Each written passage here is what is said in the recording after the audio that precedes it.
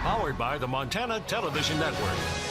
This is the 530 News on KAJ, Montana's news leader. Good evening and thanks for joining us. I'm Don Fisher.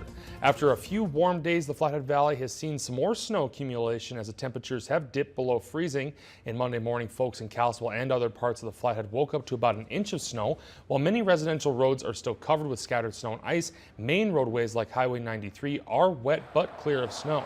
As we moved into the afternoon, small flakes began to fall for a short amount of time.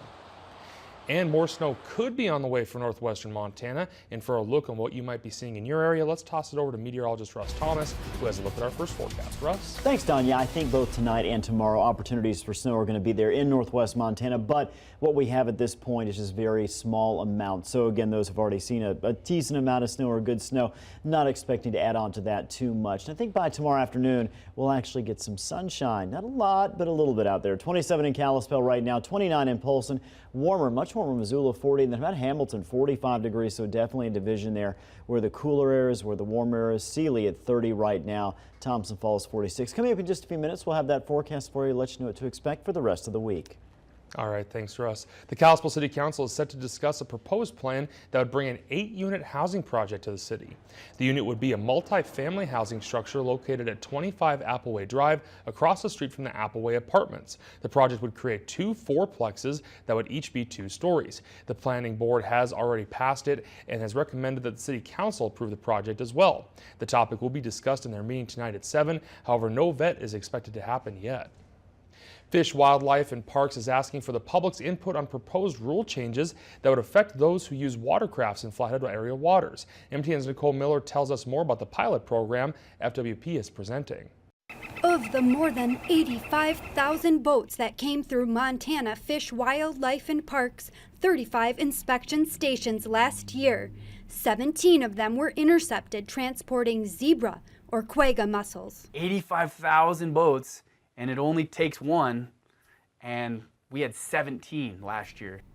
Region 1 Education Officer Dylan Tabish says, in an effort to defend the Flathead Basin, a vitally important ecosystem from their spread, they're looking to add an extra level of protection. Our proposal, which is out for public comment right now, would require vessels and equipment traveling into this area. So if you're a boater and you're coming into this area, you've been out on waters outside of this area, so if you've been over in Coeur d'Alene or down south anywhere, and you're coming into the basin, you would be required to stop at a department inspection station before you can launch onto Flathead Lake or Lake Mary Ronan and be inspected, just to make sure that your boat does not have any aquatic invasive species on it. Previously, boaters could bypass check stations when they were closed. Tabish says with 17 boats intercepted last year with mussels, the extra protection will go a long ways. Previously, it was only if they were open, Monday through Friday, and we had some weekend stations that were open. But this is, you're required, regardless of the hour of the day, what day of the week it is, you got to come and get checked. A proposal is out for public comment now. We go through all of those comments and we put those together before a final decision is made. All comments must be received no later than this Friday. Nicole Miller, MTN News, Kalispell. And public hearings on the proposal are set for Tuesday, February 6th at 2 p.m. and that will be held at the FWP Region 1 office at 490 North Meridian Road in Kalispell. The second will be Tuesday, February 6th at 2 p.m. at the FWP Region 2 office at 3201 Spurgeon Road in Missoula. How do you go from running successful businesses in Oklahoma, take a side trip through one of the most famous beach communities in the U.S., and end up running the historic Stevensville Hotel? For Mark and Dana Bateman, it's all about embracing adventure. It's almost been a year since the couple purchased the hotel, which started as the Thornton Hospital, one of the most significant buildings in the Bitterroot Valley, when it was constructed in 1910. Former Steve I Mayor Gene Mimmack and Robbie Springs converted it to a bed and breakfast in 2004, and now the Batemans are continuing and expanding on that tradition. And they're getting a lot of community appreciation for their hard work, but that work wasn't in their original plans when they sold their businesses in Oklahoma and moved to chill out at Myrtle Beach, South Carolina. The kids were all married, finished college was paid for, and he says, you know what? We've always told the kids we're going to go to the beach, and they didn't believe us. He says, if we're going to go, we need to go now while we're young enough to enjoy it. And then we get a phone call from our youngest daughter that had moved out here, and the little grandbaby was sick. So we sold everything, moved out here to help take care of her, and this was for sale. So we thought, man, what a better place to try to get bought. So we live on the 3rd floor, and we able to babysit grandbabies and still work. And so that's kind of where we got started in this. And then as the projects keep on going, it just like more fun, you know. It's like, hey, we want to try this, you know, and do this. So it just keeps getting bigger and bigger.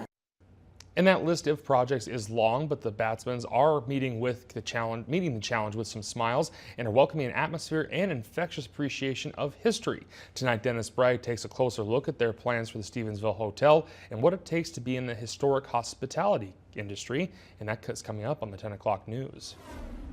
The Montana Historical Society recently unveiled a new online exhibit through its digital vault, and as MTN's Melissa Jensen reports, the exhibit looks to highlight some of the treasures held in the care of the Historical Society, making them more accessible for all to see.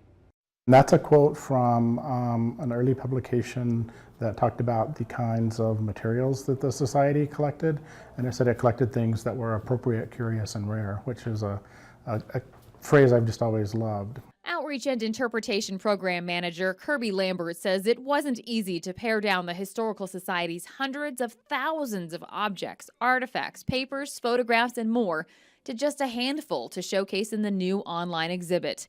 They started at 500 and ended up at about 65. From there, they were organized into chapters.